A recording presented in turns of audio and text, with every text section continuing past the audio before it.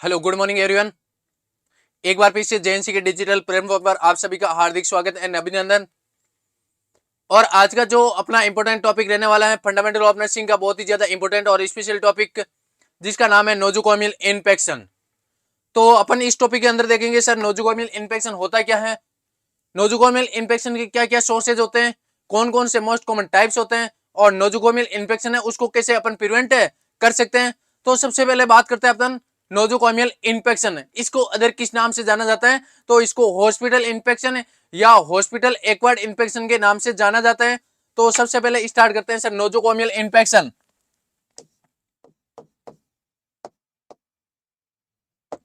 Nosocomial infection, और जो nosocomial word होता है ये दो वर्ड से मिलकर बना रहता है, और Greek word derived from two word, और वो होते हैं सर ग्रीक वर्ड। तो ये ग्रीक वर्ड से डेरिवेटेड होता है, और ये दो वर्ड से मिलकर बना रहता है। एक का नाम है नोसेस और एक का नाम है कोमियन। एक का नाम है सर नोसेस, दूसरे का नाम है कोमियन, या फिर इसको सी या फिर के दोनों से अपन बोल सकते हैं, कोमेन या फिर कोमेन। बेसिकली जो नोसेस होता है इसका अर्थ होता है सर डिजीज। अर्थ क्या होता है इसका, डिजीज। और जो कॉमन होता है इसका अर्थ होता है to take care, to take care.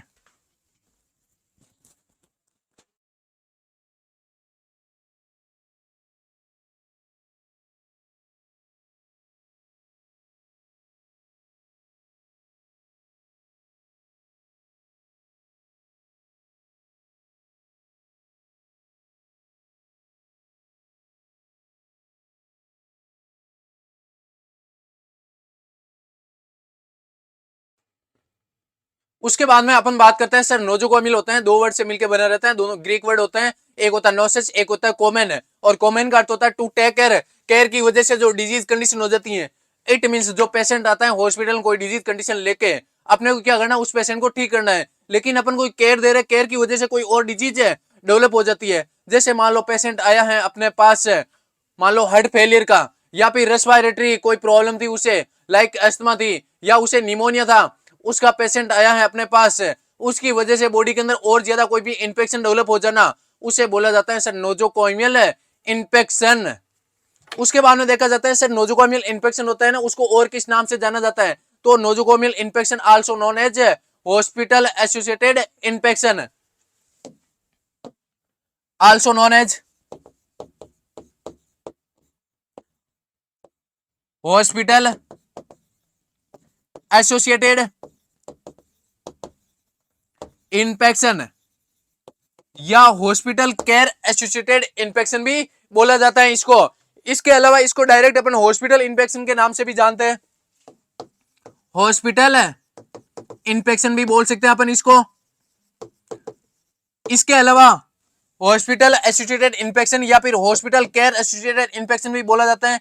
इसके अलावा इसका एक और नाम होता है hospital acquired infection, hospital acquired infection है। तो आपको hospital infection, hospital care associated infection है, हॉस्पिटल एक्वायर्ड इंफेक्शन है, नोजोकोमियल इंफेक्शन है, ये सारे जो वर्ड होते हैं ना वो एक ही वर्ड होते हैं, इनका मीनिंग एक ही मीनिंग होता है। और जो नोजोकोमियल है इसका अर्थ होता है सर नोसिस और कोमियम।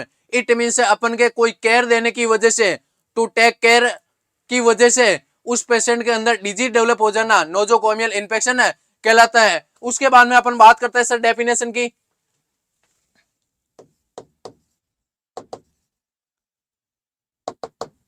अगर डेफिनेशन देखी जाती है सर नोजोकोमियल इन्फेक्शन की, तो बोलना है nosocomial is defined as infection develop in patient, infection develop in patient after admission of, sorry, after admission to the hospital after 48 to 72 hours. It means एक पेशेंट आया है अभी अपने पास, आया उस टाइम वो डिजीज नहीं थी, वो इन्फेक्शन नहीं था, एडमिशन होने के 48 से 72 घंटे के बाद में उस पेशेंट के अंदर कोई ना कोई न्यू इन्फेक्शन है डेवलप हो गया, उसे बोलते हैं सर नोजोकोमियल इन्फेक्शन। तो इसमें क्या बोलेंगे sir, it is defined as,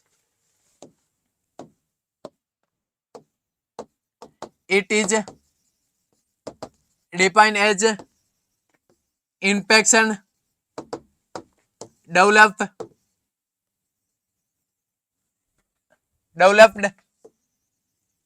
in patient develop in patient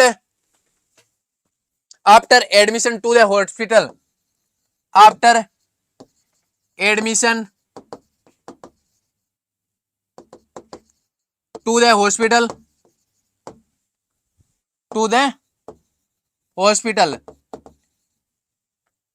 hospital में एडमिशन होने के बाद में या एडमिट होने के बाद में पेशेंट के अंदर इन्फेक्शन का डेवलप होना। और इसके अलावा अपन बोल सकते हैं which was not present at the time of admission, which was not present at the time of admission it means admission के टाइम वो इन्फेक्शन प्रेजेंट नहीं था और हॉस्पिटल में एडमिशन होने के बाद में वो इन्फेक्शन डेवलप हो गया, उसे बोलते हैं सर नोजोकोमियल इन्फेक्शन। इसके अलावा याद रखना सर नोजोकोमियल इन्फेक्शन होता है ना, ये मोस्टली डेवलप होता है एटलीस्ट 48 आवर्स आफ्टर एडमिशन। तो nosocomial infection must be developed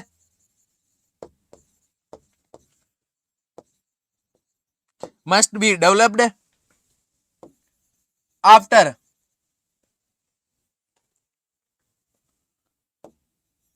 48 to 72 hours of admission after 48 to 72 hours of admission. It means hospital में एडमिट होने के मान लो 24 घंटे के अंदर कोई इन्फेक्शन डेवलप हो रहा है, क्या उसे बोल देंगे नोजोकोमियल इन्फेक्शन है? नहीं बोलेंगे। तो नोजोकोमियल इन्फेक्शन किसे बोलेंगे सर? हॉस्पिटल में एडमिट होने के 48 से 72 घंटे के बाद में उसके अंदर कोई इन्फेक्शन का डेवलप हो जाना नोजोकोमियल इन्फेक्शन कहलाता है। इसके अलावा सर ये इनेट है या फिर एक्वायर्ड है? तो हमेशा याद रख लेना nosocomial infection or acquired infection. It is acquired infection. ये एक प्रकार है क्या सर? Acquired infection. एक होता है इनेट, इनेट का अर्थ होता है एट बर्थ प्रेजेंट होना या पहले से प्रेजेंट होना। लेकिन जो एक्वायर्ड होता है, एक्वायर्ड का अर्थ होता है अडेप्टिव। अडेप्टिव कब होगा सर? एडमिशन होने के बाद में अडेप्टिव होगा। इट मींस ये क्या एक प्रकार का एक्वायर्ड इन्फेक्शन है, 48 से 72 घंटे के बाद में डेवलप होता है, एडमिशन के टाइम प्रेजेंट नहीं होता है। इट मींस पेशेंट के अंदर इन्फेक्शन डेवलप होना after admission of patient at least 48 to 72 horse. इसके अलावा सर नेक्स्ट देखते हैं सोर्सेज ऑफ इन्फेक्शन। जो इन्फेक्शन है नोजोकोमियल उसके क्या क्या सोर्सेज हो सकते हैं? तो sources of infection,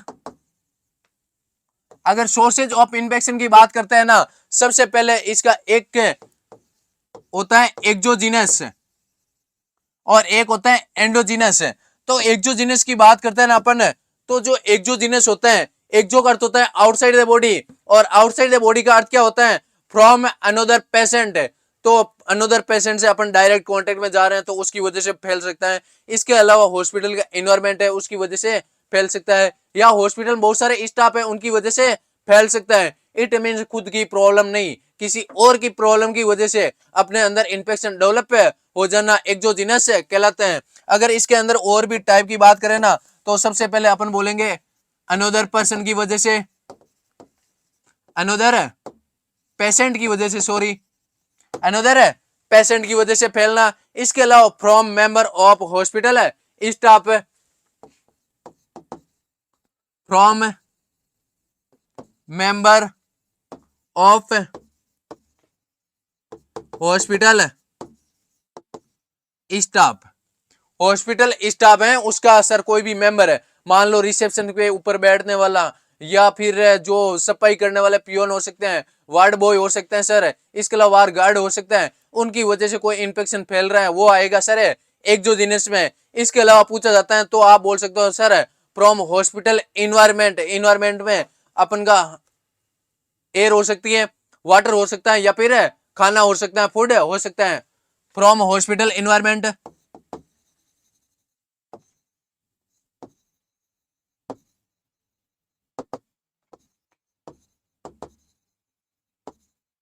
from hospital है इन्वायरमेंट। अगर इसमें एग्जाम्पल की बात करें ना तो अपन बोल सकते हैं एयर है, वाटर है, या फिर फूड।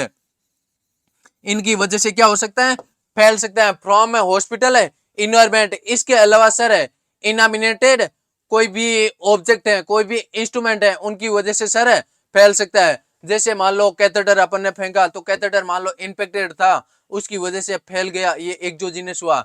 इसके अलावा अपन ने कोई भी मान लो उसके अंदर स्टेथोस्कोप या सॉरी एंडोस्कोप यूज कर रहे हैं तो उनकी वजह से फैल जाना, जिसको बोला जाता है इनामिनेटेड ऑब्जेक्ट। फ्रॉम इनामिनेट ऑब्जेक्ट, इनमिनेट ऑब्जेक्ट या फिर इंस्ट्रूमेंट। इसके अंदर सर क्या आ सकते हैं, जैसे मान लो कैथेटर है, कोई भी अपन एंडोस्कोप कर रहे हैं, एंडोस्कोपी कर रहे हैं, इसमें एंडोस्कोप यूज में ले रहे हैं, वो सर इन्फेक्टेड है। या फिर अपन बोल सकते हैं जो बेड पान, कौन सा पान सर, बेड पान है, वो इन्फेक्टेड है, उसकी वजह से पेशेंट के अंदर सर इन्फेक्शन डेवलप होना क्या कहलाता है सर, एक्सोजीनियस इन्फेक्शन है कहलाता है। या फिर ये सोर्सेज होते हैं जो सारे के सारे एक्सोजीनियस के अंतर्गत आते हैं। इसके अलावा आपको याद रखना है तो नेक्स्ट आप याद रखोगे सर, इसके अलावा जो सरफेस के ऊपर सिक्रेशंस होते हैं ना, उसकी वजह से, जैसे बॉडी ब्लड हो गया, ब्लड के अलावा बॉडी फ्लूइड हो गया, बॉडी फ्लूइड के अलावा यूरिन हो गया, यूरिन के अलावा स्टूल हो गया, ये सारे के सारे किस में आते हैं सर, सरफेस सिक्रेशन के अंतर्गत आते हैं। तो आपको याद रखना है सरफेस सिक्रेशन। क्या याद रखोगे सर, एक जो जीनस के अंदर एक और याद रख सकते हो आप, सरफेस सिक्रेशंस। सरफेस सिक्रेशंस में आप ब्लड बोल सकते हो, कोई भी बॉडी का फ्लूइड बोल सकते हो, या यूरिन बोल सकते हो, या स्टूल बोल सकते हो। ये किस में आते हैं सर, सरफेस सिक्रेशन के अंतर्गत आते हैं सारे के सारे। तो आपको एक्सोजीनस में याद क्या रखना है सर, सबसे पहले आपको याद रखना है अनदर पेशेंट की वजह से, इसके अलावा हॉस्पिटल में स्टाफ है उनकी वजह से, इसके अलावा आपको याद रख सकते हो हॉस्पिटल इन्वायरमेंट है उसकी वजह से, इसके अलावा आप याद रख सकते हो सर ये जो इनोमिनेट ऑब्जेक्ट होते हैं उनकी वजह से, इसके अलावा सरफेस सिक्रेशन होता है सर उसकी वजह से ये फैल सकता है। ये हो गया एक्सोजीनस से। एक्सोजीनस के बाद में अपन बात करते हैं सर एंडोजीनस की। किसकी बात करते हैं, एंडोजीनस की। तो 2 नंबर देखते हैं सोर्सेज में एंडोजीनस।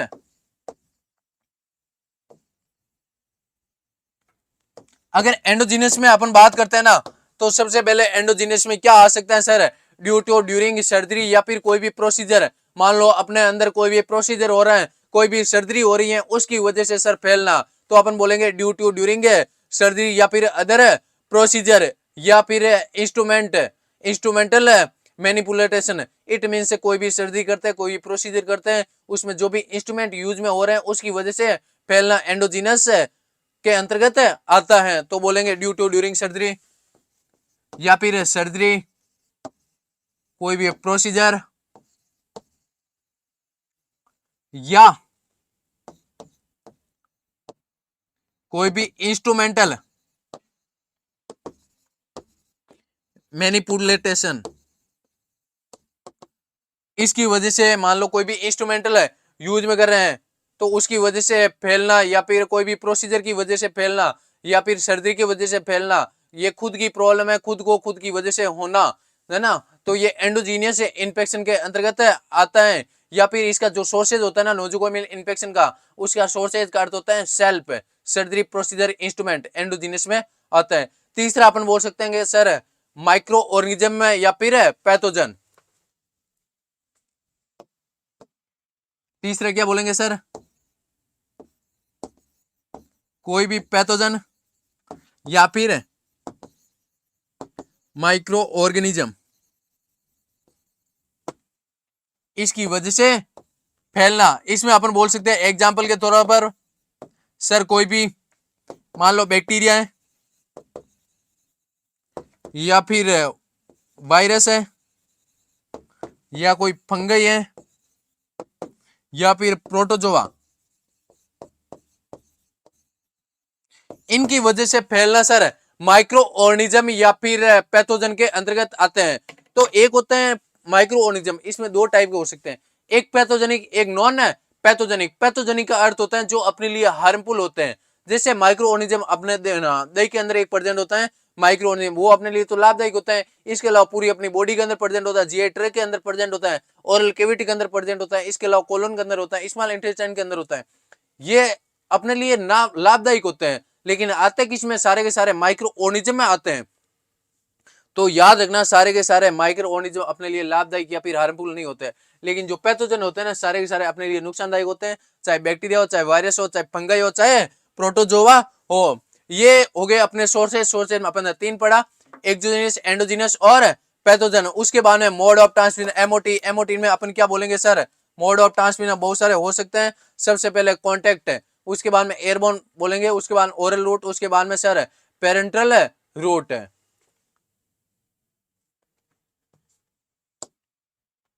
उसके बाद में मोड ऑफ ट्रांसमिशन,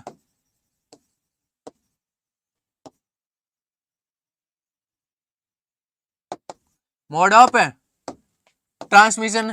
तो मोड ऑफ ट्रांसमिशन में चार होते हैं सर। सबसे पहले अपन बात करते हैं तो इसमें बोलेंगे सर कांटेक्ट। क्या बोलेंगे, कांटेक्ट। कांटेक्ट की वजह से कैसे फैल सकते हैं सर, एक पेशेंट है दूसरे पेशेंट के कांटेक्ट में आया, चाहे अपन ने मान लो हैंड से किया, इसके अलावा क्लोथिंग है उसकी वजह से हो सकता है।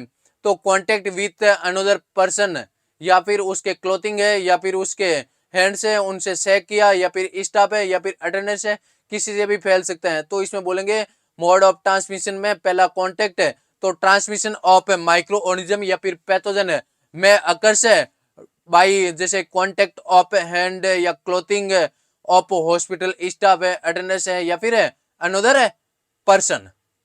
तो इसमें बोल सकते हैं अपन कांटेक्ट में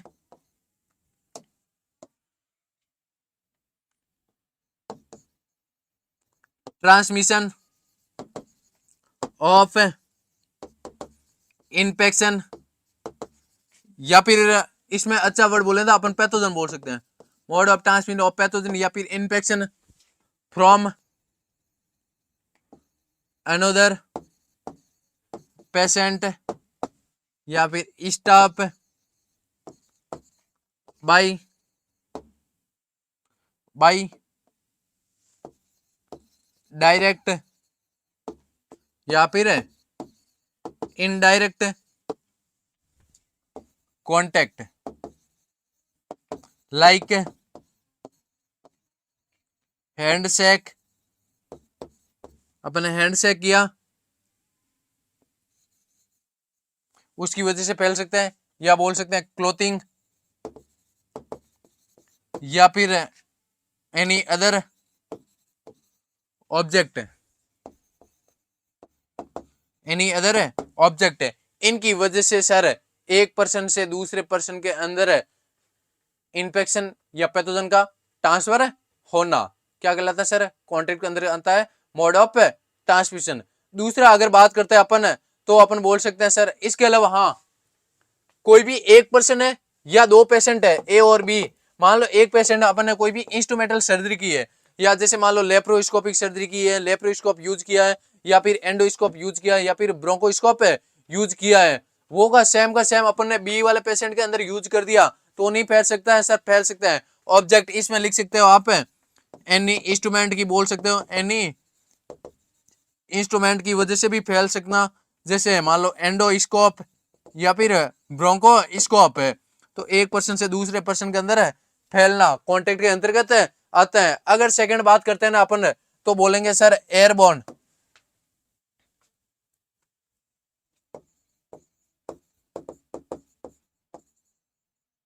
क्या बोलेंगे, एयरबॉर्न। एयरबॉर्न क्या होता है सर,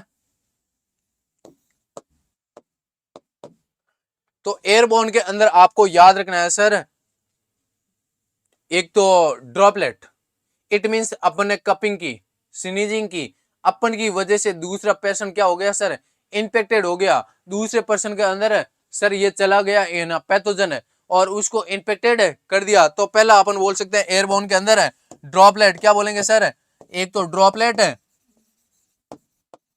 हो सकता है, जैसे ड्रॉपलेट में एक अपन ने स्नीजिंग की है, कपिंग की है, इनकी वजह से फैलना, स्नीजिंग या फिर कपिंग, ये होते हैं सर ड्रॉपलेट्स। तो droplets of respiratory infection is transmitted by inhalation. मान लो अपने स्नीजिंग या कपिंग की और बाकी सामने वाला इंसान ने क्या किया सर, इनहेल किया, इंस्पायर किया, अंदर ले लिया और उसके जाके क्या हो गया सर, इन्फेक्शन है डेवलप हो गया। नेक्स्ट अगर बात करते हैं अपन तो बोलेंगे सर डस्ट, क्या बोलेंगे सर, डस्ट की वजह से, जो डस्ट है सर ये भी एयरबोर्न में आता है, हवा के द्वारा एक पर्सन से दूसरे पर्सन में। जैसे डस्ट हो सकती है अपन मान लो फ्लोर की डस्ट हो सकती है, और इसके अलावा जैसे मान लो कोई वुंड है और उसकी वजह से मान लो माइक्रो ऑर्गेनिज्म है, वहां से क्या हुआ सर, हवा के द्वारा डस्ट के साथ में अपन ने इनहेल कर दिया और उसकी वजह से ना इन्फेक्शन है वो क्या हो गया सर, स्प्रेड हो गया। जैसे मान लो पहला कांटेक्ट, कांटेक्ट में कैसे होगा सर, ऐसे मैंने छींका, हाथ मिलाया, फैल सकता है, ठीक है फैल सकता है सर। इसके अलावा मैंने मान लो स्नीजिंग कर ली, स्नीजिंग कर ली, बाहर एयर में गया, एयर के द्वारा फैल गया, वो तो है सर इनडायरेक्ट है। और मैंने मान लो स्नीजिंग की, हाथ यहाँ रखा और हाथ मिलाया, ये हो गया डायरेक्ट है कॉन्टेक्ट। तो डायरेक्ट और इनडायरेक्ट दोनों कॉन्टेक्ट में याद रखना, डायरेक्ट में मेरे थ्रू डायरेक्टली फैलना और इनडायरेक्टली हवा के द्वारा फैलना। तो जो इनडायरेक्टली होते हैं ना बेसिकली इसमें एयर के अंदर भी आ सकता है। और ड्रॉपलेट जैसे मान लो मैंने स्नीजिंग की और सामने वाले ने इनहेल किया, उसके अंदर चला गया, उसके लिए जिम्मेदार कौन है, एयर जिम्मेदार है। डस्ट मान लो कोई भी माइक्रो ऑर्गेनिज्म है अपन के आंगन के ऊपर पड़ा है, फ्लोर के ऊपर है, अपन वहां झाड़ू निकाल रहे हैं, वहां से क्या हो सकता है, माइक्रो ऑर्गेनिज्म है उड़ सकता है और अपन ने सांस ली अपने साथ में अंदर जा सकता है, इन्फेक्टेड कोज कर सकता है। उसके बाद में डस्ट के अलावा अगर बात करते हैं ना लास्ट है जिसको बोला जाता है एरोसोल, क्या बोलते हैं सर, एरोसोल। और एरोसोल क्या होता है सर, जब नेबुलाइज करते हैं ना, एरोसोल थे, जब अपन नेबुलाइजेशन करते हैं तो इनहेल कर सकता है पेशेंट और रेस्पिरेटरी ट्रैक में जाके उसको इन्फेक्टेड कर सकते हैं, उसको बोला जाता है एरोसोल। तो एयरबोर्न के अंदर आप ड्रॉपलेट, डस्ट, एरोसोल ये सारे याद कर सकते हो। उसके बाद में अगर नेक्स्ट बात करते हैं ना तो अपन बोलेंगे sir 3 number mode of transmission है जिसका रूट का नाम होता है सर, अपन बोल सकते हैं ओरल रूट। कौन सा route sir, oral route. Oral route के द्वारा कैसे फैल सकता है सर, जैसे मान लो कोई भी इंसान है खाना तो खाएगा, खाना इन्फेक्टेड है तो उसके अंदर जाके इन्फेक्शन कोज नहीं करेगा, करेगा सर। इसके अलावा अपन बोल सकते हैं sir contaminated water, infected water या इन्फेक्टेड फूड का सेवन किया, उसकी वजह से ओरल रूट की वजह से अंदर जाके अपने अंदर इन्फेक्शन डेवलप कर देता है हॉस्पिटल में आफ्टर एडमिशन के 48 से 72 घंटे के बाद में। तो इसके लिए जिम्मेदार होता है वो होता है ओरल रूट। तो इसमें बोल सकते हैं हॉस्पिटल फूड और वाटर में कंटेन बैक्टीरिया और वायरस, या में कंटेन कंटेमिनेटेड, कंटेमिनेटेड वाटर और फूड का सेवन करने से जो बैक्टीरिया अपने इंटेस्टाइन में जा सकते हैं, वहां पर ग्रोथ कर सकते हैं और इन्फेक्शन कोज कर सकते हैं, जिसके अंदर क्या होगी सर, सेंसिटिव पेशेंट होगा उनके अंदर। तो ओरल रूट में अपन बोलेंगे sir due to infected water and food, due to infected water and food, या फिर इन्फेक्टेड की जगह एक वर्ड यूज में ले सकते हैं अपन कंटामिनेटेड, कंटामिनेटेड। अगर कंटेमिनेटेड वाटर या फूड का सेवन करेंगे तो ये अपने इंटर करेंगे बॉडी में, इंटर इनटू बॉडी, और बॉडी के अंदर एंटर करके ये अपन के इंटेस्टाइन के अंदर ग्रोथ करते हैं, ग्रो इन इंटेस्टाइन, और इंटेस्टाइन के अंदर माइक्रो ऑर्गेनिज्म या फिर पैथोजन ग्रोथ करेंगे, इंटेस्टाइन के अंदर ग्रोथ करेंगे, ग्रोथ करके इन्फेक्शन कोज कर सकते हैं, कैन कोज इन्फेक्शन, या अपने को पर्सन को इन्फेक्टेड कर सकता है। तो इसका जिम्मेदार होता है ना वो होता है सर ओरल रूट। नेक्स्ट अपन बात करते हैं पेरेंटल रूट की।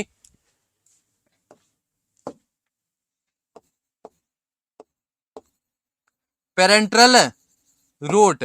सर पेरेंट्रल रूट है उसके द्वारा भी अपने अंदर क्या फैल सकते हैं अपने सर, तो बोलेंगे सर पेरेंट्रल रूट की वजह से, जैसे मान लो एक ब्लड है, इन्फेक्टेड ब्लड है, इन्फेक्टेड ब्लड किसी रिसीवर से लिया या अपन ने लेने के बाद में इन्फेक्टेड हो गया, अपन ने किसी पर्सन के अंदर चढ़ा दिया या फिर ट्रांसफ्यूज कर दिया इन्फेक्टेड ब्लड, तो आगे जाके उसके अंदर कोई डिजीज कोज नहीं होगी सर, होगी। मोस्ट कॉमनली जो डिजीज होने के चांस होते हैं ना वो होती है हेपेटाइटिस सी, याद रख लेना हेपेटाइटिस सी होती है जो मोस्ट कॉमनली ब्लड ट्रांसफ्यूजिंग वजह से फैलती है। तो इसमें बोलेंगे सम इन्फेक्शन में be transmitted by blood transfusion और टिश्यू या फिर ऑर्गन डोनेशन। तो पेरेंटल रूट में बोल सकते हैं अपन ब्लड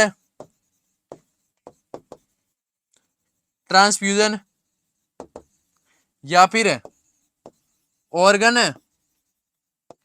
डोनेशन, ऑर्गन डोनेशन इनकी वजह से सर पेरेंट रोड में फैल सकता है। या फिर जो अपन आईवी कैनुला यूज में ले रहे हैं, आईवी कैनुला अगर अपन ने एसेप्टिक तरीके से टेक्निक यूज नहीं की है, अगर इन्फेक्टेड हो गया तो पेरेंटल रूट की वजह से भी सर इन्फेक्टेड हो सकते हैं। तो इसमें अपन बोल सकते हैं कुछ इन्फ्यूजन फ्लूइड या फिर इन्फेक्टेड निडल या सिरिंज की वजह से भी फैल सकते हैं। तो आगे बोल सकते हैं अपन इन्फेक्टेड निडल या फिर सिरिंज, या इसके अलावा अपन बोल सकते हैं sir infected fluid, infected fluid. इसकी वजह से अगर सर मान लो फैल गया कोई भी इन्फेक्शन या फिर पैथोजन है, एक पर्सन से दूसरे पर्सन में जा सकता है, वो हॉस्पिटल एक्वायर्ड इन्फेक्शन कोज कर सकते हैं 48 से 72 घंटे के बाद में होता है, ये लाइन याद रख लेना।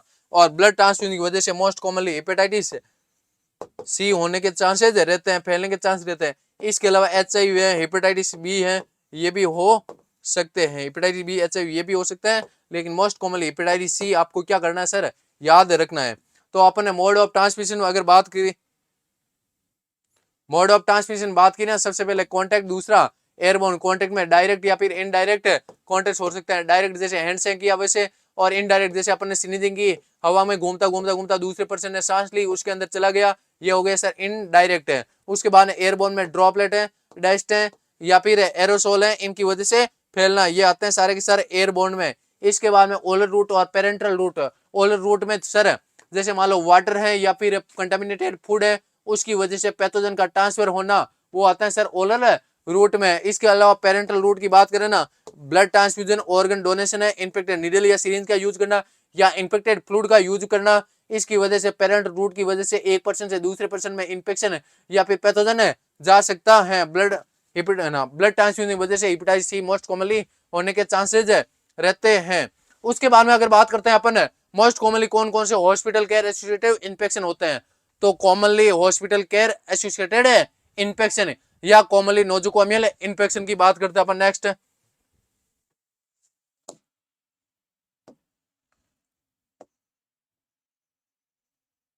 Commonly hospital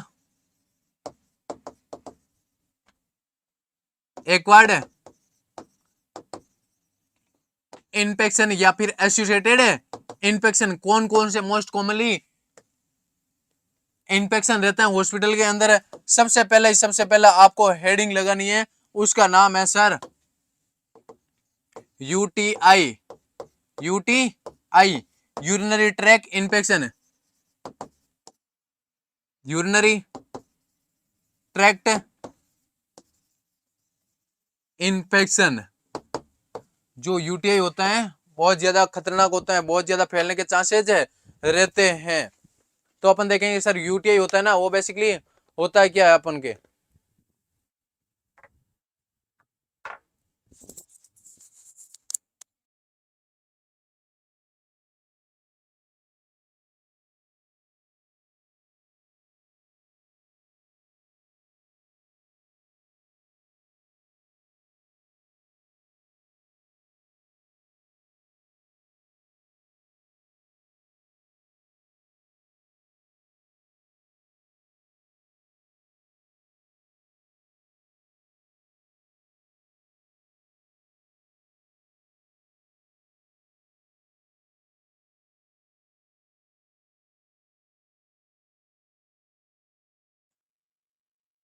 hello.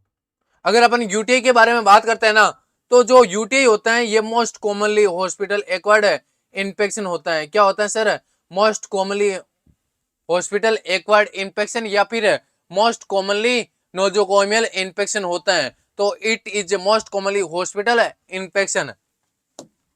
सबसे पहले क्या लिखेंगे sir? It is most commonly hospital infection, जिसको बोला जाता है नोजोकोमियल इन्फेक्शन। इसके अलावा अगर सेकंड बात करते हैं ना अपन, तो बोलेंगे ये एक प्रकार का सबसे ज्यादा इसका कोज होता है ना, वो होता है कैथेटर। तो कैथेटराइजेशन की वजह से मोस्ट कॉमनली यूटीआई होने के चांसेस रहते हैं। इसके अलावा यूटीआई मोस्ट कॉमनली फीमेल के अंदर होते हैं। मोस्ट कॉमनली इसका कोज होता है ना, वो होता है सर ई कोलाई। तो नेक्स्ट बोलेंगे most common cause, most common cause होता है यूटीआई का, उसका नाम होता है sir E coli. E coli. It is most commonly occurs in female than male. Female के अंदर ये मोस्ट कॉमनली क्यों होता है? क्योंकि सर जो फीमेल का यूरेथ्रा होता है ना, वो होता है short, because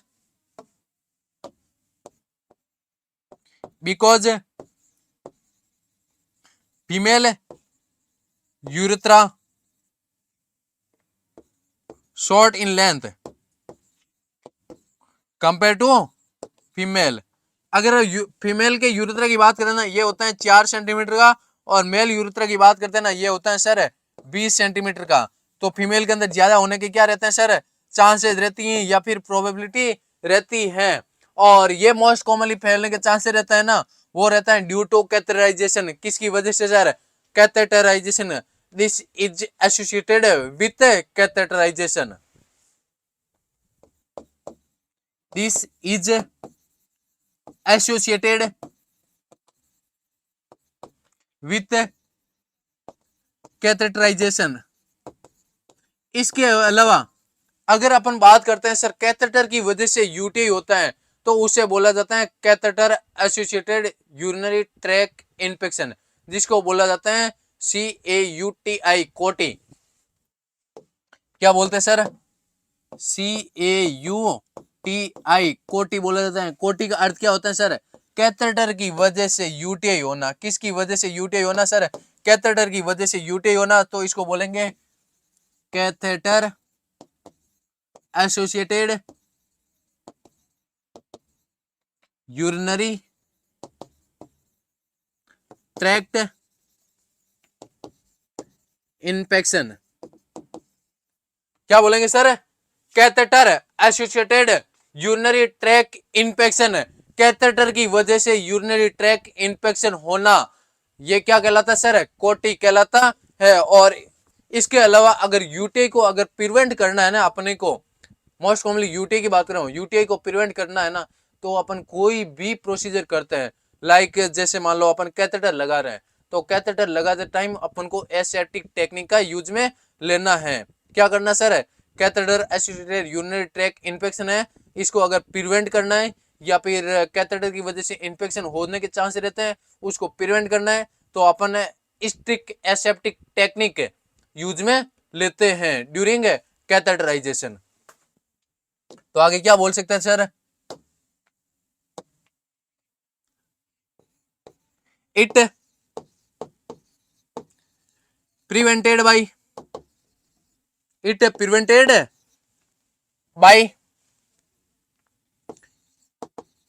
strict aseptic technique used during catheterization.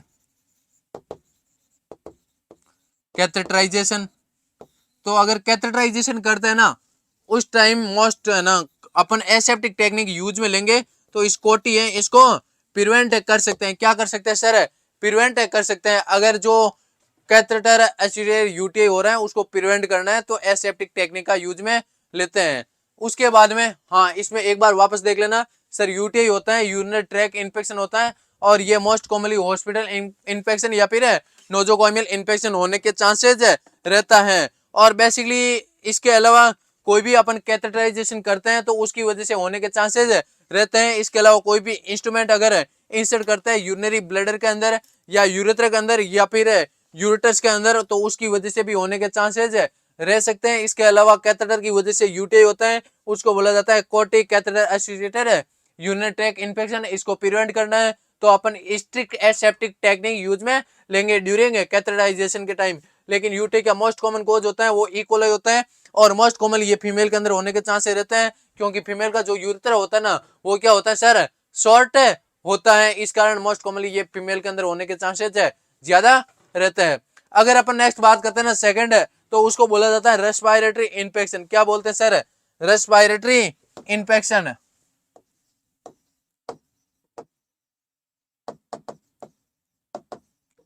Respiratory infection.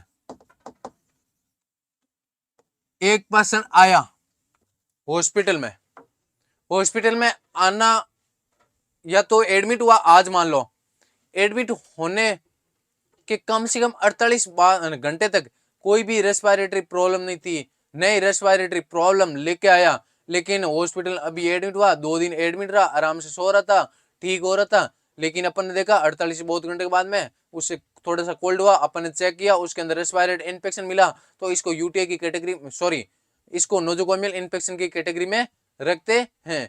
तो जो रेस्पिरेटरी इन्फेक्शन होता है ना ये बेसिकली एस्पिरेशन की वजह से हो सकता है।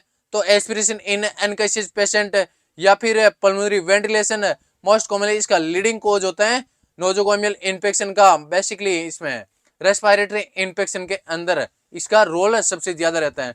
तो अपन बोलेंगे एस्पिरेशन ऑफ अनकॉन्शियस पेशेंट के अंदर। तो सबसे पहले एस्पायरेशन इन अनकॉन्शियस पेशेंट। एक अनकॉन्शियस पेशेंट है सर, उसने एस्पायरेट कर लिया। क्या कर लिया सर, एस्पायरेट कर लिया। इट मींस जो गैस्ट्रिक कंटेंट है उसका सर अपने लंग्स के अंदर चले जाना, उसको बोला जाता है एस्पिरेशन होना। एस्पिरेट कर लिया, एस्पिरेट करेगा तो उसके अंदर सर नोजोकोमियल इन्फेक्शन होने के चांसेस रहता है। और बेसिकली ये अनकॉन्शियस पेशेंट के अंदर ज्यादा प्रॉब्लम होती है। दूसरा अपन बोल सकते हैं सर पल्मोनरी वेंटिलेशन की वजह से, पल्मोनरी वेंटिलेशन की वजह से अगर कोई पेशेंट है वेंटिलेशन के ऊपर, पल्मोनरी वेंटिलेशन के ऊपर, तो उसमें मोस्ट कॉमनली रेस्पिरेटरी इन्फेक्शन होने के चांसेस रहते हैं सर।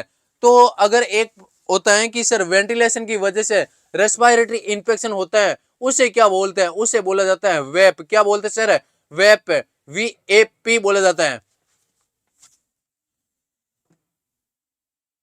अगर पल्मोनरी वेंटिलेशन की वजह से क्या हो जाए सर, न्यूमोनिया हो जाए, इट कैन कॉज न्यूमोनिया, इसको बोला जाता है VAP. This is called VAP. Sir जो वेप होती है ना इसकी फुल फॉर्म क्या होती है, चलो देखते हैं वेप क्या होता है सर। तो अपन बोलेंगे ventilator associated, ventilator associated pneumonia, ventilator associated pneumonia. It means ventilator की वजह से सर न्यूमोनिया डेवलप होना वेप कहलाता है। और वेप का मोस्ट कॉमन कोज होता है वो होता है पल्मोनरी वेंटिलेशन, उसकी वजह से न्यूमोनिया होता है, उसे बोला जाता है वेप। उसके बाद में सर जो वेप होता है ना, जो वेंटिलेटर एसोसिएटेड न्यूमोनिया, ये बेसिकली नोजोकोमियल इन्फेक्शन में रेयर होता है। क्या होता है सर, रेयर होता है, बहुत ही इसके कम चांसेस होते हैं होने के। अगर सर ये हो गया तो बहुत क्या होता है, डेंजर होता है, बहुत ज्यादा डेंजर होता है। तो पहली बात तो इसका याद रखना कि सर ये तो रेयर है, नोजोकोमियल इन्फेक्शन होता है। रेयर का अर्थ होता है बहुत ही कम चांसेस होता है। और मोस्ट कॉमन आपको पूछा जाए ना, आप बोलोगे यूटीआई।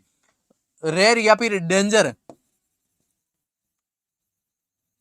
डेंजरियस हॉस्पिटल इन्फेक्शन या नोजोकोमियल इन्फेक्शन, जिसको बोला जाता है वेप ventilator associated pneumonia.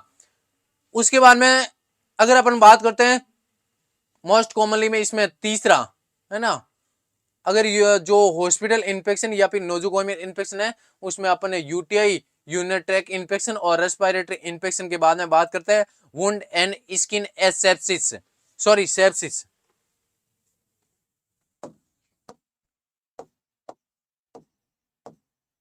Wound and skin sepsis, मान लो एक पेशेंट आया आज अपने पास, उसके अंदर कोई भी इन्फेक्शन के चांसेस नहीं थे, वुंड था एकदम clean, neat and clean wound था, और 24 से 48 घंटे के बाद में वुंड हो गया इन्फेक्टेड, या अपन बोलेंगे सर स्किन थी एकदम नॉर्मल थी, हेल्थी स्किन थी, और उसके अंदर सर डेवलप हो गया इन्फेक्शन, तो अपन बोल सकते हैं ये जो इंसिडेंट्स है ना मोस्ट कॉमनली अपन को देखने को मिलता है पोस्ट ऑपरेटिव इन्फेक्शन के अंदर, most commonly seen after post operative person के अंदर, पोस्ट ऑपरेटिव पर्सन के अंदर मान लो इंसिजन लगाया, इंसिजन के ऊपर सर इन्फेक्शन डेवलप हो गया, इन्फेक्टेड हो गया, तो अपन उसको बोलेंगे सर ये नोजोकोमियल इन्फेक्शन के अंतर्गत आता है, तो बोलेंगे most commonly incidents develop after post operative person, या पोस्ट ऑपरेटिव इन्फेक्शन होने के चांसेस है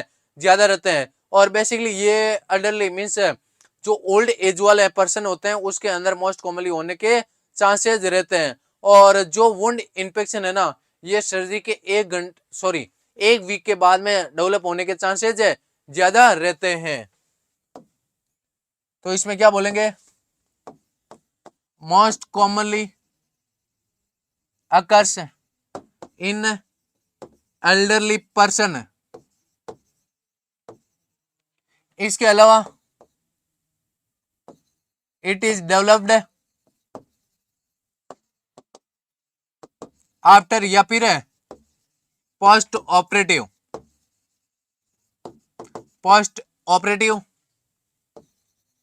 एनी सर्जरी या फिर प्रोसीजर, कोई भी प्रोसीजर या सर्जरी के बाद में डेवलप होने के चांसेस ज्यादा रहते हैं। इसके अलावा सर अपन बोल सकते हैं most commonly occurs after 1 week of surgery. जैसे मान लो सर्जरी आज की अपन ने, ये मान लो कोई अब्डोमेन है, अब्डोमेन की अपेंडिक्स निकाली, यहाँ पर सर्जरी की, इंसिजन लगाया, यहाँ पर अपन टांके लगा दिए, क्या कर दिए सूतरिंग कर दी, टांके लगा दिए, और अपन बोलते हैं सर टांके पाक गए, पाकने का अर्थ होता है यहाँ से पस का फॉर्मेशन निकल रहा है, इट मीन्स वो क्या हो गया सर वहां पर इन्फेक्शन डेवलप हो गया, वहां पर बैक्टीरिया या फिर वायरल ग्रोथ हो गई, तो अपन बोलते हैं सर सर्जरी के कम से कम 1 वीक के बाद में अकर होना वुंड या फिर स्किन का सेप्सिस होना। बेसिकली जो वुंड या फिर स्किन सेप्सिस है ना ये सर्जरी वाले पेशेंट के अंदर ज्यादा देखने को मिलती है, सर्जरी के अंदर मिल सकती है, पेप्टिक अल्सर के अंदर मिल सकती है। जैसे ट्रॉमा हुआ नॉर्मल ट्रॉमा था, आया कोई पर्सन और अपन ने उसको ट्रीट कर रहे थे, ड्रेसिंग कर दी, उसके बाद में उसके अंदर डेवलप हो जाना, और उसे क्या बोलते हैं सर वुंड या फिर स्किन का सेप्सिस है होना। अगर नेक्स्ट बात करते हैं ना तो अपन बोलेंगे sir gastro intestinal infection,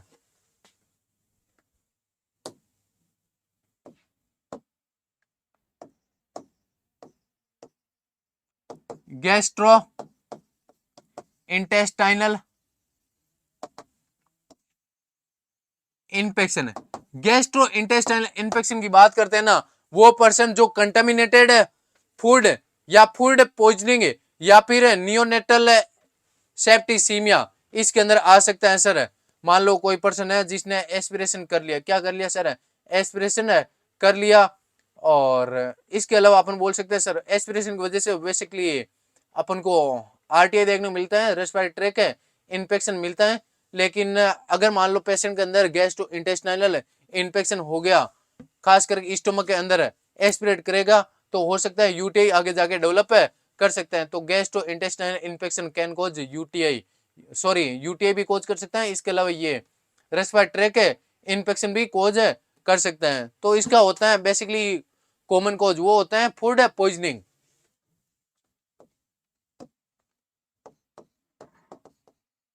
food poisoning या बोलेंगे अपन सर कंटेमिनेटेड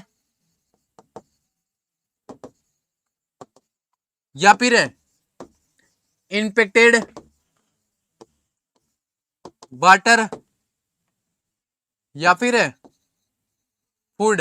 इन्फेक्टेड या फिर कंटामिनेटेड फूड और वाटर है उसका यूज कर लिया, सेवन कर लिया, तो गैस्ट्रो इंटेस्टाइनल इन्फेक्शन होने के चांसेस ज्यादा रहते हैं सर। उसके बाद में नेक्स्ट अगर बात करते हैं ना, तो 5 नंबर उसको बोला जाता है बर्न। क्या बोलते हैं सर?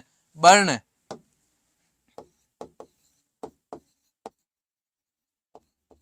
बर्न के अंदर भी सर ये मान लो एक बर्न हुआ है, आज हॉस्पिटल में अपन पर्सन आया है और उसके अंदर सर 48 से 72 घंटे के बाद में इन्फेक्शन डेवलप हो जाना, उसे बोलते हैं nosocomial infection due to burn की वजह से।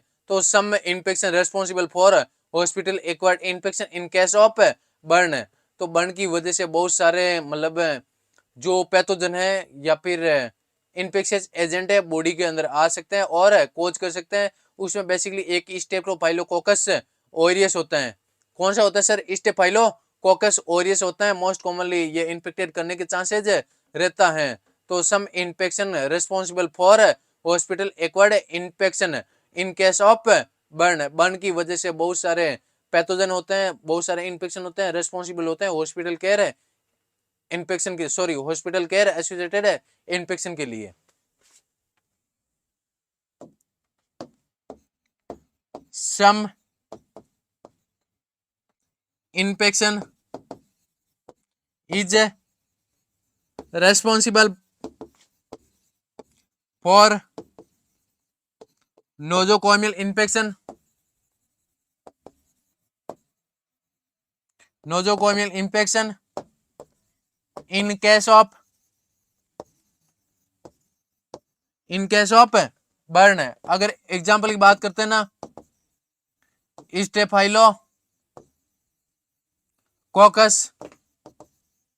ऑरियस, स्टेफाइलोकोकस ऑरियस ये होते हैं जिम्मेदार बर्न के लिए। इस बर्न हो गया, बर्न की वजह से हॉस्पिटल इन्फेक्शन डेवलप हुआ, तो बहुत सारे पैथोजन या फिर इन्फेक्शन है वो बॉडी के अंदर आ सकते हैं, इन्फेक्टेड कर सकते हैं। और उसका जो सबसे ज्यादा एग्जाम्पल होता है ना वो होता है सर बर्न। तो बर्न की वजह से भी हॉस्पिटल एक्वायर्ड इन्फेक्शन है डेवलप होने के चांसेस रहते हैं। उसके बाद में अगर बात करते हैं ना, तो एक होता है बैक्टीरियमिया और एक होता है सेप्टिसीमिया।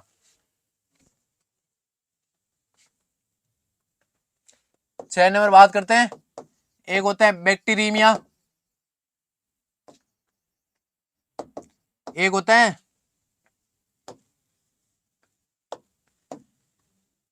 और सेप्टिसीमिया। जो मिया होता है ना, इसका अर्थ होता है ब्लड। क्या अर्थ होता है सर? ब्लड है। और सेप्टिक इसका अर्थ होता है सेप्सिस है। सेप्सिस का अर्थ होता है सर इन्फेक्शन है। क्या होता है अर्थ है? तो इन्फेक्शन। अगर ब्लड इन्फेक्टेड है तो उसे बोला जाता है सेप्टिसीमिया। और बैक्टीरियमिया, तो बैक्टीरियमिया का अर्थ होता है बैक्टीरिया। और बैक्टीरिया क्या होता है सर? एक प्रकार का पैथोजन होता है। और मिया का अर्थ होता है ब्लड। तो ब्लड के अंदर अगर बैक्टीरिया प्रेजेंट होता है, इन ब्लड प्रेजेंट बैक्टीरिया, उसको बोला जाता है बैक्टीरियमिया। इन ब्लड या ब्लड है अपना इन्फेक्टेड, उसे बोला जाता है सेप्टिसीमिया। दोनों वर्ड सेम ही है लेकिन थोड़ा सा डिफरेंट है। अगर मान लो इन्फेक्शन डेवलप नहीं हुआ है, फिर भी ब्लड लिया, अपने ब्लड के अंदर देखा कोई बैक्टीरिया प्रेजेंट है, उसे बोलेंगे बैक्टीरियमिया। और कोई ब्लड लिया उसके अंदर अपन ने देखा वो क्या है सर? इन्फेक्टेड है, उसे बोला जाता है सेप्टिसीमिया। क्या बोलते हैं सर? सेप्टिसीमिया। ये मोस्ट कॉमनली कोज होता है सेप्टिसीमिया, वो होता है आईवी कैनुला या IV line.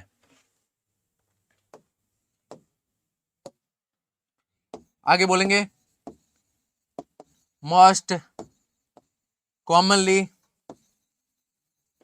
Occurs due to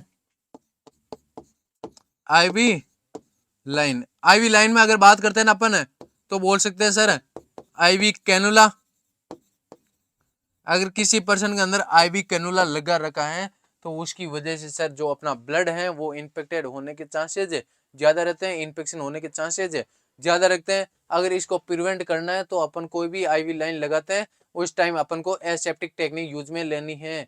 कौन सी टेक्निक यूज में लेनी है सर? एसेप्टिक टेक्निक यूज में लेनी है। अगर एसेप्टिक टेक्निक यूज में लेंगे तो उसको क्या कर सकते हैं सर? प्रिवेंट कर सकते हैं। तो प्रिवेंट बाई एसेप्टिक टेक्निक है, जैसे हैंड वॉशिंग है।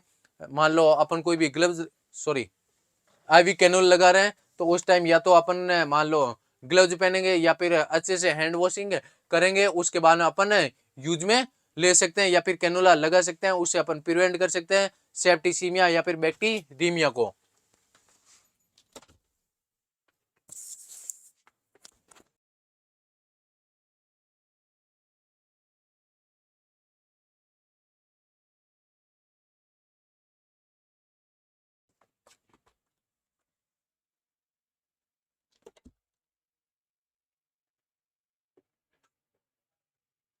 हेलो, हाँ, बैक्टीरियमिया या फिर सेप्टिसीमिया इसका मोस्ट कॉमनली कारण होता है ना, वो होता है sir IV line.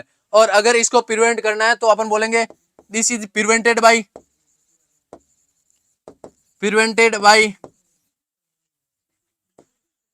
Strict aseptic technique. Strict aseptic technique है during inserted of IV line. IV line को जब भी अपन इंसर्ट करते हैं लगाते हैं उस टाइम अगर प्रिवेंट करना है उसको तो स्टिक एसेप्टिक टेक्निक यूज में लेंगे। चाहे अपन बोल सकते हैं हैंड वॉशिंग करो या फिर ग्लव्स पहनो, ये सारे के सारे किस में आते हैं सर? एसेप्टिक टेक्निक के अंतर्गत आते हैं। उसके बाद में अगर बात करते हैं अपन डायग्नोसिस टू कंट्रोल या फिर डायग्नोसिस या to control of hospital infection.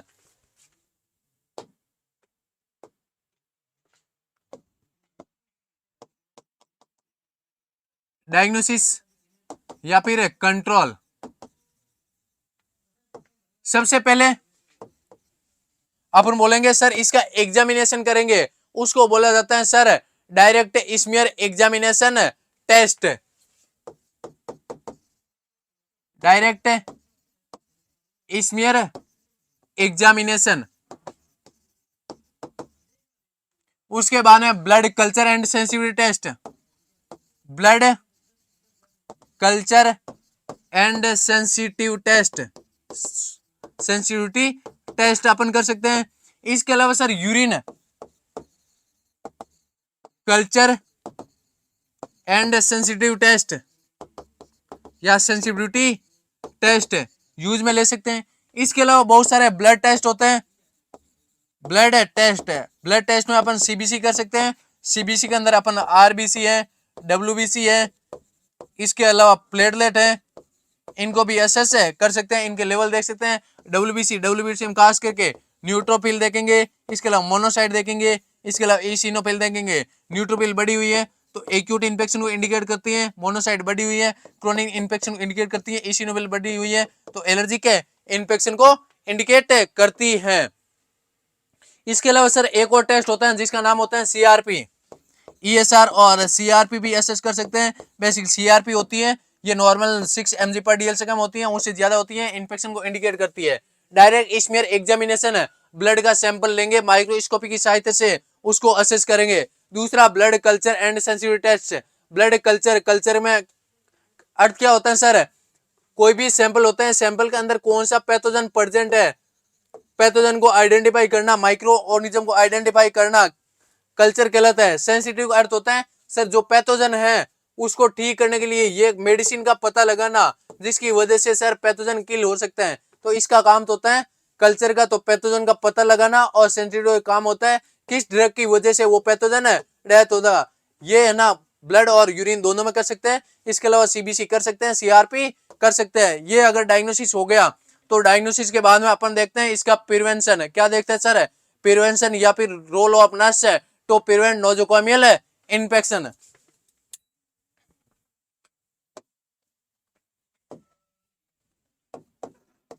Role of nurse to prevent nosocomial infection. अगर नोजोकोमियल इन्फेक्शन को प्रिवेंट करना है तो नर्स का क्या क्या रोल रहेंगे। सबसे पहले अपन बात करते हैं stick aseptic technique, stick use of stick aseptic technique during any procedure, during any procedure, कोई भी प्रोसीजर कर रहे हैं, चाहे कैथेटर लगा रहे हैं, चाहे आईवी लाइन लगा रहे हैं, एसेप्टिक टेक्निक यूज में लेते हैं सर, हमेशा याद रखना। इसके अलावा एडमिनिस्टर ऑफ एंटीबायोटिक थेरेपी, और एंटीबायोटिक थेरेपी, एंटी का अर्थ होता है अगेंस्ट, बायोटिक अर्थ होता है bacteria, administer of antibiotic therapy, administer of antibiotic therapy, it means anti का अर्थ होता है अगेंस्ट, बायोटिक का अर्थ होता है सर उस बैक्टीरिया का अगेंस्ट, अगर बैक्टीरिया या फिर माइक्रो ऑर्गेनिज्म को किल करना है तो अपन एंटीबायोटिक थेरेपी है सर उसको यूज में ले सकते हैं और प्रिवेंट कर सकते हैं हॉस्पिटल एक्वायर्ड इन्फेक्शन को। उसके बाद में अगर बात करते हैं सर कोई भी अपन इंस्ट्रूमेंट यूज में ले रहे हैं तो इंस्ट्रूमेंट को प्रॉपर डिसइंफेक्शन और स्टेरिलाइजेशन करेंगे, proper sterilisation and disinfectant of instrument used during any procedure any surgery, कोई भी अपन के प्रोसीजर है सर्जरी है उसके अंदर जो भी इंस्ट्रूमेंट यूज में हो रहे हैं उसको डिसइंफेक्टेंट करेंगे या फिर उसको स्टेरिलाइज करेंगे और उसकी वजह से नोजोकोमियल इन्फेक्शन है उसको सर प्रिवेंट कर सकते हैं। इसके अलावा अगर नेक्स्ट बात करते हैं ना तो अपन बात करते हैं रेगुलर हैंड वॉशिंग है, और कोई भी प्रोसीजर यूज करते हैं उस टाइम अपन ग्लव्स पहन के करेंगे। तो रेगुलर हैंड वॉशिंग करेंगे सर। इसके अलावा कोई भी प्रोसीजर यूज कर रहे हैं तो उसमें वियर करेंगे gloves, wear the gloves before any procedure, कोई भी प्रोसीजर करने से पहले सर हमेशा ग्लव्स पहनेंगे, या फिर उसके बॉडी फ्लूइड के कांटेक्ट में आ रहे हैं तो हमेशा सर ग्लव्स पहन के करते हैं। इसके अलावा सर आपको याद रखना है कोई पेशेंट है उसके अंदर इन्फेक्शन डेवलप हो गया उसको क्या कर देंगे सर आइसोलेट कर देंगे। 6 नंबर याद रख लेना आइसोलेशन, अगर पेशेंट के अंदर इन्फेक्शन डेवलप हो गया उस पर्सन को क्या कर देंगे सर आइसोलेट कर देंगे, आइसोलेट करेंगे, अदर पर्सन के अंदर इन्फेक्शन होने से प्रिवेंट कर सकते हैं। इसके अलावा एक पॉइंट याद रखना इम्यूनाइजेशन, इम्यूनाइजेशन, अगर कोई पर्सन है जिसके अंदर नोजोकोमियल इन्फेक्शन होने के चांसेस रहते हैं, कोई भी वैक्सीन नहीं लगी हुई, मान लो एड बर्थ है बच्चे का जन्म हुआ, ओपीवी बीसीजी वैक्सीन नहीं लगी है तो अपन हेपेटाइटिस बी वैक्सीन नहीं लगी है सबसे पहले वैक्सीन लगाएंगे और नोजोकोमियल इन्फेक्शन को प्रिवेंट कर सकते हैं। इसके अलावा रेगुलर मॉनिटरिंग या फिर surveillance, regular monitoring and surveillance, surveillance का अर्थ होता है सर कंटिन्यू मॉनिटरिंग और इसका अर्थ होता है रूटीन मॉनिटरिंग। अगर जैसे सर्विलेंस सीसीटीवी कैमरे लगे रहते हैं 24 घंटे निगरानी रखते हैं वो सर्विलेंस में आते हैं। मॉनिटरिंग जब नीड हुई घर में गए और मॉनिटरिंग करके आगे उसके जैसे बीपी चेक करके आगे, ये मॉनिटरिंग हो गई। इसके अलावा सर और भी बहुत सारे होते हैं लेकिन जैसे अपन मान लो कोई भी प्रोसीजर कर रहे हैं, सर्जरी कर रहे हैं, ग्लव्स पहनेंगे, हैंड वॉशिंग करेंगे, प्रॉपर स्टेरिलाइजेशन यूज में लेंगे। इसके अलावा प्रोपाइलैक्सिस के रूप में भी वैक्सीन यूज में ले सकते हैं, इम्यूनाइजेशन या फिर प्रोपाइलेटिक वैक्सीनेशन, इसको भी यूज में ले सकते हैं सर। वैक्सीनेशन लगी हुई है तो वैक्सीनेशन लगाएंगे और उसको ठीक है करेंगे। इसके अलावा सर अपन हेल्थ को प्रमोट कर सकते हैं, प्रिवेंट कर सकते हैं एनी अदर डिजीज को। 10 नंबर हेल्थ प्रमोशन या हेल्थ प्रमोट। इसके अलावा सर अपन बोल सकते हैं कि सर उसमें हाइजीन को मेंटेन करेंगे, मेंटेन हाइजीन, जो हाइजीनिंग है सर उसको भी क्या करेंगे मेंटेन करेंगे। इसके अलावा हेल्थ एजुकेशन देंगे और साइकोलॉजिकल सपोर्ट देंगे। Health education and psychological support है वो भी देंगे उस पर्सन के अंदर।